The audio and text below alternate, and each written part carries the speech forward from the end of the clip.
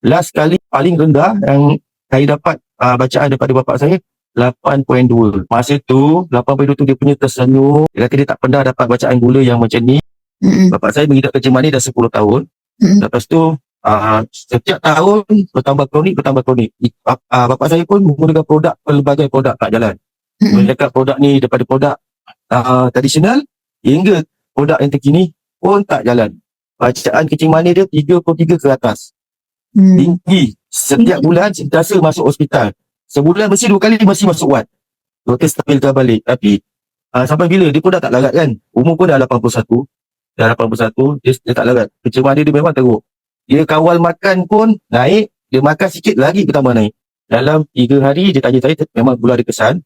Masuk hari kelima, gula semakin turun. Masa tu dia turun 20 lebih. 20 lebih okey lagi lah. Okey, macam bapak saya, bila diteruskan selama 10 hari, bacaan gula dia makin turun.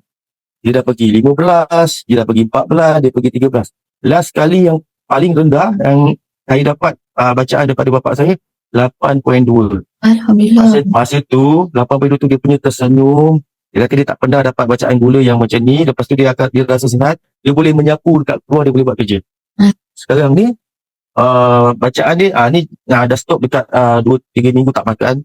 Ada masalah sikit, dia tak makan. Lepas tu ada kenaikan sikit tapi tak cecah 20. Dia dalam 12, 13, 12, 13. Tapi still maintain lagi Sebelum ni dia 33.3, memang 30 ke atas. Banyak perubahan. Dia kata kaki dia macam kaki dia pun kebas juga. Kencing manis memang akan berlaku saraf kan, mengganggu saraf. Kaki dia kebas. Sekarang kaki dia dah tak kebas langsung. Dia dah rasa kaki dia, jari-jari dia dah rasa. Dulu tak rasa. Berapa lama menghadapi benda ni tak rasa. Sekarang bila dia guna Sahia, dia kata kaki dia dah rasa. Dia kata pijak pun dah sedap, dah selesa. Dia kata dulu memang tak rasa. Itu satu. Lagi satu, bila dia ada 3 serangkai ni, dia tak, misal kata cuaca dekat luar kalau tak baik, dia akan cepat diserang penyakit macam demam, flu, batuk. Tapi bila dia guna Sahia, memang tak ada benda tu lagi. Hilang terus. Alhamdulillah. Bayangkan dengan situasi dia 33.3, check up hospital 1 bulan 3-4 kali tau. 3-4 kali check up hospital. Sekarang ni doktor jarakkan hingga ke 3 bulan. Sebab apa? Kondisi dia punya kencing manis stabil. Jadi doktor jarakkan check up dia 3 bulan sekarang ni. Alhamdulillah. Dulu 1 bulan 4 kali mesti check up sebab apa? Dia kondisi gula yang tinggi. Bertahun dengan orang tua saya yang 10 tahun kencing manis yang tak turun.